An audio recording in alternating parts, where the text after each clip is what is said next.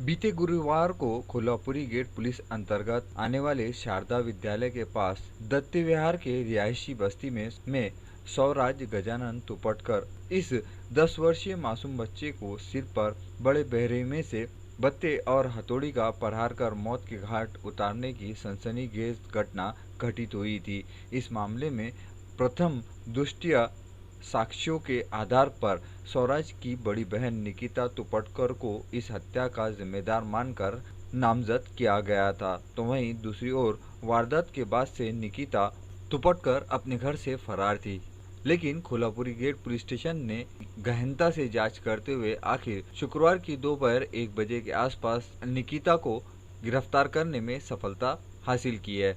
शुक्रवार की दोपहर कोल्हापुरी गेट थाना पुलिस क्षेत्र अंतर्गत मुंह ढाक कर घूम रही एक लड़की पर कुछ पुलिसकर्मियों को संदेह हुआ, जिसके बाद उसे रास्ते में ही रोककर उससे पूछताछ की गई। यह युवती निकिता तुपटकर ही थी। इस बात की तस्दीक होने के बाद उसे पुलिस स्टेशन लाकर हिरासत में लिया गया तथा उसकी मेडिकल जांच हेतु उसे अमरावती जिला सामान्य अस्पताल में भी लाया गया था। मेडिकल जांच में काफी लंबा समय लगा और मेडिकल जांच होने के बाद में कोल्हापुरी गेट के सह पुलिस निरीक्षक के साथ में दल ने निकिता तुपटकर को अपने साथ पुलिस वाहन में बिठा गाड़गेनगर पुलिस स्टेशन द्वारा 9 जून को रामपुरी कैंप स्थित डुप्लीकेट शराब फैक्ट्री पर छापा मारा गया।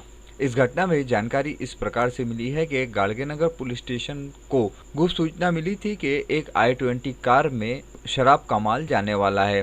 पुलिस ने जाल बिछाकर इस i20 कार को रोका और उस i20 कार की तलाशी ली गई तो उसमें रखी शराब पर पुलिस दल को शक हुआ, क्योंकि उस शराब की सील हूबहू आईबी और मैकडॉनल्ड की जैसी लग रही थी। पुलिस ने इस संदर्भ में गहनता से जांच करने के पश्चात आरोपी विक्की प्रकाश लाल नवानी के घर पर पुलिस दल उसे लेकर पहुंची। जब पुलिस दल ने उसके घर की तलाशी ली तो पुलिस दल भी हकचक सी रह गई। विक्की प्रकाश लाल नवानी के घर पर मानो डुप्लीकेट शराब बनाने का पूर्ण सामग्री के साथ एक बड़ा सा कारखाना ही नजर आया और इस कारखाने में डुप्लीकेट शराब बनाने के लिए इस्तेमाल की जाने वाली सर्व सामग्री भी पुलिस ने यहां से जब्त की। जब्त किए गए कुल माल की कीमत 8,70,000 रुपए के आसपास बताई गई है। कोरोना वायरस के शुरुआती दौर से शराब बंदी होने के बाद से शहर में अनेक अवैध शराब तस्करी के मामले चल रहे थे और अनेक जगहों पर ऐसे अवैध शराब के कारखाने भी चल रहे थे जहां डुप्लीकेट शराब बन रही थी। लेकिन गाड़गेनगर पुलिस द्वारा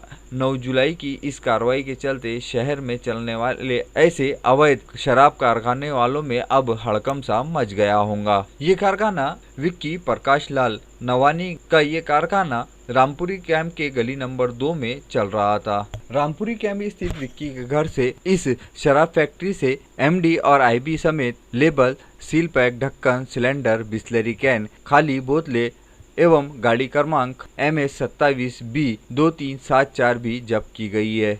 पुलिस ने आरोपी विक्की के खिलाफ विविध धाराओं के तहत अपराध दर्ज किया है। इस नकली शराब की फैक्ट्री में और भी कई आरोपियों के तार जुड़े रहने का दावा भी किया जा रहा है। विक्की ये शराब का माल स्वयं अपनी कार में भरकर शहर के अनेक ठिकानों पर ले जाकर सप्लाई किया करता था। आगे इस मामले में गाड़गेनगर पुलिस स्टेशन द्वारा मामले की जाँच जारी है। पोलीस स्टेशन गाळगेनगरमध्ये आज एक माहिती मिळाली होती विशेष पथकाला आमच्या की एक इसम I20 या कारमध्ये दारूच्या शिक्षा घेऊन येणार आहे। त्याच्यावर दुपारी एक सापळा रचून त्याला पकडण्यात आलं। त्याचं नाव विक्की प्रकाश नवानी राहणार रामपुरी। तो माल बघितल्यानंतर थोडंसं लक्षात आलं आमच्या की हा माल डुप्लिकेट असू शकतो, म्हणून आम्ही त्याच्या घरची झडती घेतली। त्याच्या घरी रिफिलिंग करायचा तिथे पण आम्हाला माल मिळाला।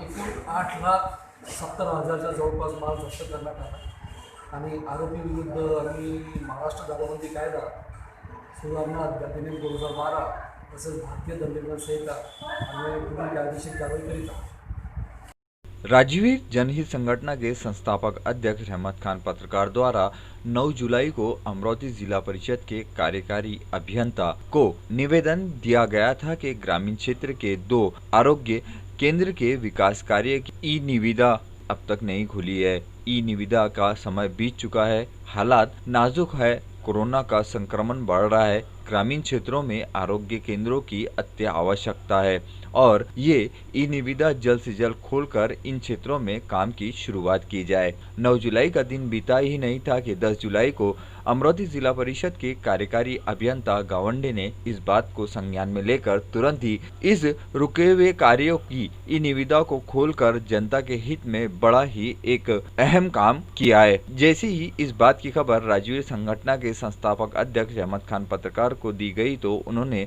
तुरंत ही अमरावती जिला परिषद कार्यालय का रुख किया और कार्यकारी अभियंता गावंडे को पुष्पगुच्छ देकर उनका आभार व्यक्त किया। जनता के हित में जनता की आवाज बनकर जनता की समस्याओं को सुलझाने के लिए हमेशा कटिबद्ध रहने वाली राजवीर संगठन और राजवीर संगठन के संस्थापक अध्यक्ष रहमत खान पत्रकार जो जनता के लिए ही अपनी संगठन को अपनी ताकत बनाकर और संगठन के सभासदों के साथ में एकजुट होकर जनता के लिए समाज सेवा कर रहे हैं। ये उनकी निस्वार्थ समाज सेवा का ही नतीजा है कि आज ग्रामीण क्षेत्रों में आरोग्य केंद्र का अब विकास कार्य शुरू हो पाएगा। और इस संदर्भ में मुलाकात करते हैं राजवीर संगठन के संस्थापक अध्यक्ष रहमत खान पत्रकार से। आज हमें बड़ी बहुत खुशी हुई कि जनता के लिए लड़ने वाली राजवीर संगठन का एक काम आज और सफल हुआ है, जिसमें सफलता का राज ये है कि धामका, नांदगांव, खंडेश्वर और घाट लड़की के अंदर में प्राथमिक आरोग्य केंद्र का काम स्थगित पड़ा था, जिसकी निविदा करोड़ों रुपए की निविदा खुली नहीं गई थी। इस बात को लेकर के विभागीय आयुक्त साहब, सीईओ साहब और कार्यकारी अभियंता बांधकाम विभाग के गावंडे साहब से हमने चर्चा की।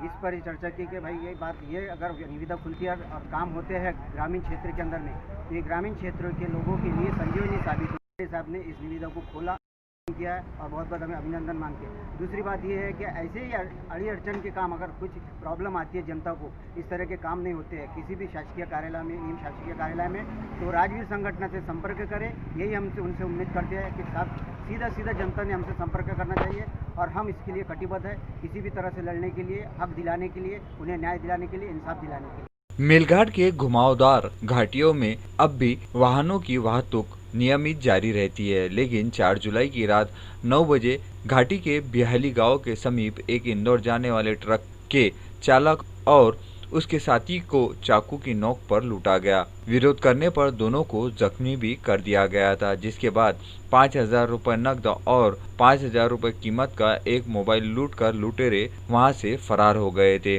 फिरियादी चालक ने इसकी शिकायत चिकलदरा थाने में दर्ज कराई थी। चिकलदरा पुलिस स्टेशन और गुने अन्वेषण विभाग ने इन लुटेरों की सरगर्मी से तलाश करते हुए 4 दिनों में ही इन शातिर लुटेरों को पकड़ने में कामयाबी हासिल की है। पकड़े गए आरोपियों में आकाश उर्फ कालू मरस कोल्ले उम्र 35 वर्ष, हीरालाल उर्फ हीरू पंडोले 30 वर्ष, सभी निवासी कलंका माता परिसर परतवाड़ा के हैं। आरोपियों तक पहुंचने में पुलिस को परतवाड़ा क्षेत्र से गुप्त सूचना मिली कि लूट का मोबाइल बेचने के लिए 2 अज्ञात परतवाड़ा क्षेत्र में घूम रहे हैं। इस पर पुलिस ने तुरंत ही इनको जाकर हिरासत में लिया और इनसे कड़ी पूछताछ की गई, जिसमें मोबाइल इस घटना से जुड़ा पाया गया और सख्ती से पूछताछ में दोनों ही आरोपियों ने लूट की बात की कबूली। साथ ही इस घटना को अंजाम देते समय उपयोग की गई बाइक भी धारनी से चोरी करने की जानकारी आरोपियों द्वारा दी गई।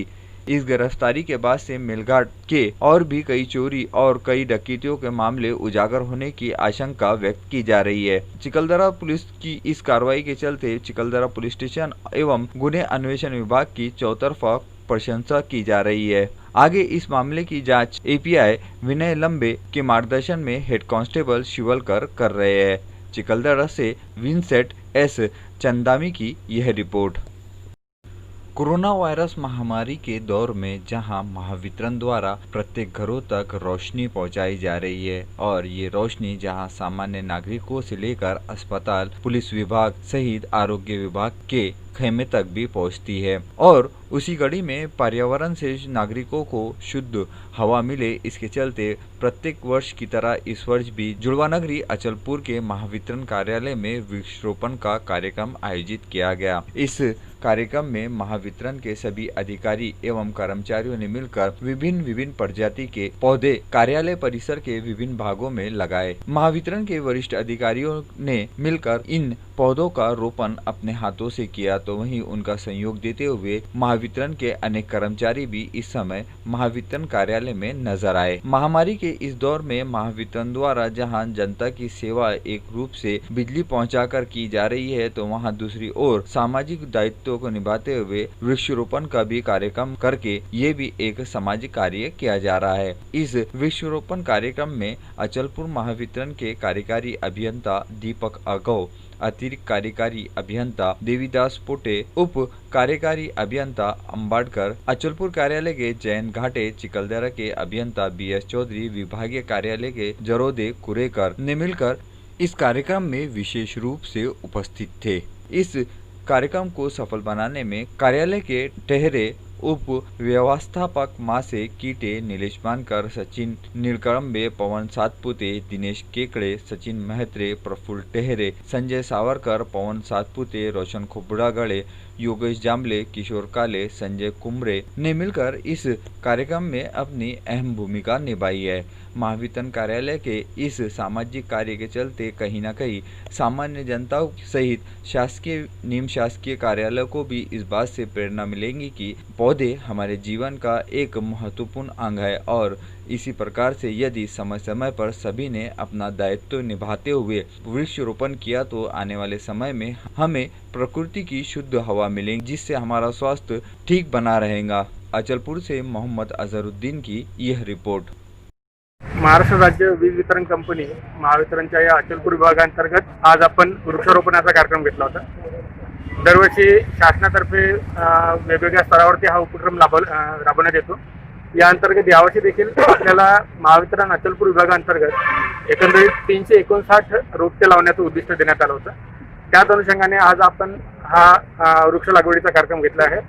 विभागीय कार्यालयामध्ये याआधी देखील जे आपल्याला टार्गेट मिळतं वृक्ष लागवडीचं, त्यानुसार आपण सगळीकडे पाहाल तर विभागीय कार्यालयामध्ये आपल्याला जी हिरवळ दिसते ही हिरवळ सर्व गोष्टी बयान करून जाते। तर यावर्षी देखील जे वृक्ष लागवडीचं टार्गेट आपल्याला महावितरणला मिळालं होतं ते देखील आपण पूर्ण करण्याचा प्रयत्न करतोय।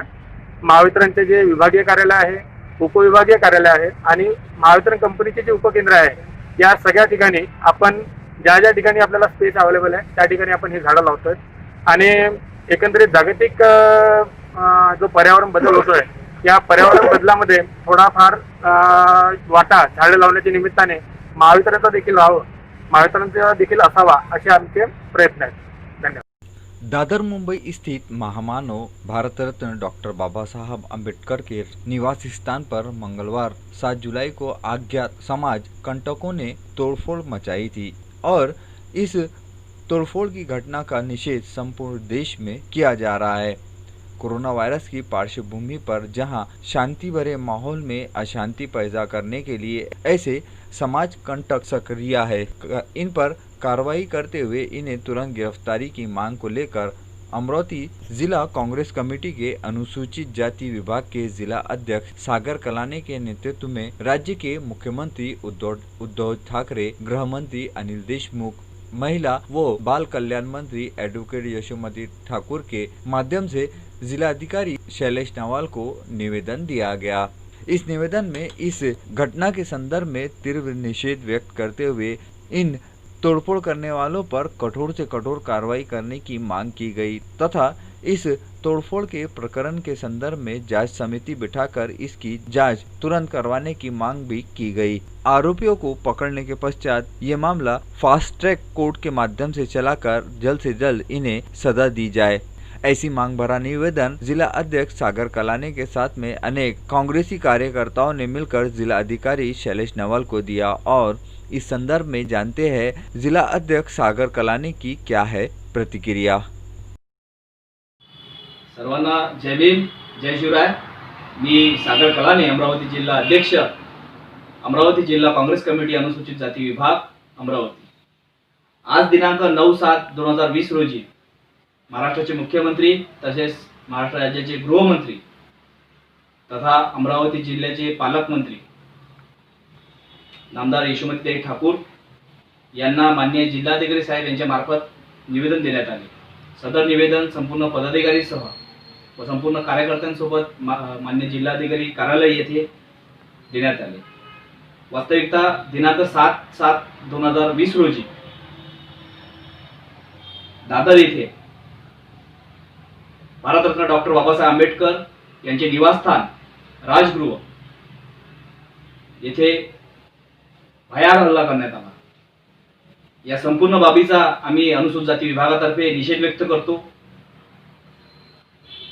ज्या समाजकंटकांनी हा कृत्य केला त्यांच्यावरती कठोरात कठोर कारवाई व्हावी, त्यांना फास्ट ट्रॅक कोर्टामार्फत लवकरात लवकर शिक्षा व्हावी याकरिता आम्ही सदर निवेदन दिले। बाबासाहेब आंबेडकरांनी जे समाजासाठी कार्य केले ते अत्यंत मोठं कार्य आहे। द्वेषाच्या भावनेतून जे कृत्य समाजकंटकांनी केले आणि त्याच्या मागे ज्या लोकांचे हात आहे त्या लोकांवरती सखोल चौकशी करून सर्वांना कडक शिक्षा व्हावी अशी आमची अनुसूचित जाती विभागातर्फे मागणी आहे। धन्यवाद। जय भीम।